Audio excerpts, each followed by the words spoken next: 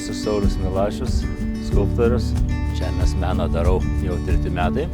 Ir kas man patinka, kad tai yra toks skirtingų tokių alternatyvių medžiagų panaudojimas.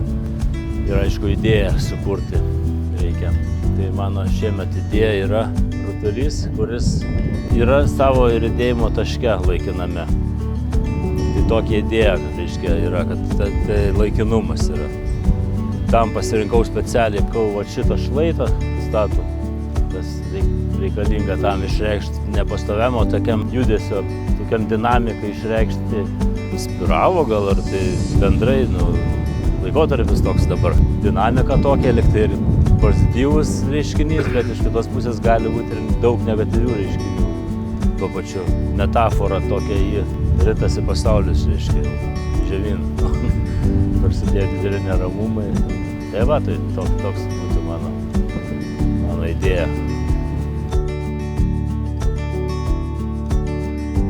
Labadiena, aš esu Natalija Učvetova, esu žemės meno menininkė. Bandymas dėl to, kad per savo laiką, kiek gyvename, išbandom daug naujų dalykų ir turime bandyti daug naujų dalykų. Ir ta iliuzija į sparnus, tie sparnai, kad augintumėm sparnus patys, būtų ir nusileisti lengviau, ir pakilti. Labai malonu būti Anykščiuose. Tai yra emociškai labai jaukus miestas, kuriam norėjosi taip ir palikti dalelę savęs, taip kaip tu įsivaizduoji tą polėkį, tą skrydį, skrydžio bandymą gal, bet ne tiek patį skrydį.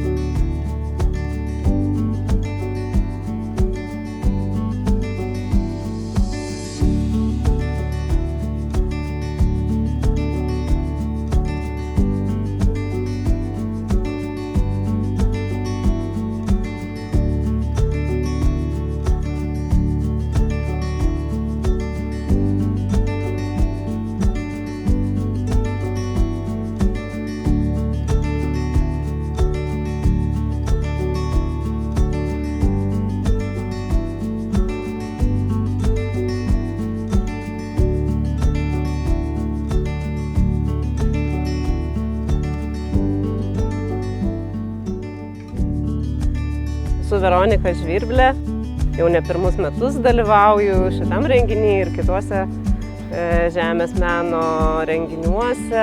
Pernai labai ilgai galvojau, ką daryti prieš metus šitam pačiam renginy ir aš pagalvojau, kad jeigu žmonės turi savo bažnyčią, į kurią atskrenda angelai, tai turėtų būti ir pačių angelų bažnyčia. Pirma angelų bažnyčia buvo medyje, o dabar pagalvojau, kad turėtų kažkur tos bažnyčios pradžia būti, kadangi akmenys gimsta iš žemės paprastai, tai pagalvojau, kad tai galėtų būti bažnyčios kertinis akmuo, kuris gimė iš žemės ir tas vitražinis intarpas tarsi perskelia šitą akmenį ir tai gimsta ta angelų bažnyčia. Ir norėčiau, kad šiaip visi šitie, ne tik mano, bet ir apskritai visi kūriniai, kurie čia gimsta kiekvienais metais, jie anykštėnams būtų tarsi toks papildomas jų tapatybės gabalėlis, jų kaip iš mozaikos, kad susidarytų tą jų vietinę tapatybę.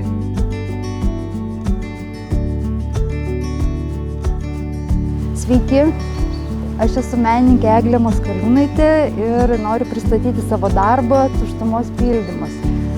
Tai yra tokia abstrakti forma, iš tikrųjų nieko konkrečiai nevaizduoja, žmonės patys prisigalvoja, ką jinai gali vaizduoti. Idėja pati gimė iš tautodailės metalinių kaltinių kryžių. Čia yra panaudota kaip ir jų erdvės organizavimas, tai yra įstrižainis, statmenys, lankai. Iš to padaryta ta abstrakti forma. Skulptūra, jinai kalba savo ženkliškumu, jinai yra tarsi toks ženklas, kuris yra tiesiog intuityviai atpažįstamas. Norėčiau, kad žmonės, kurie žiūri į šį meno kūrinį, išsineštų kažkokį optimizmą, dinamiškumą, sužadinti vaizduotę. Nes aš girdėjau visokių versijų, vieniem tai yra gaidys, kitiem tarsi du arkliai pavasario šokyje. Man panašu į robotą. Nu, žodžiu, kad tai būtų vieta interpretacijoms.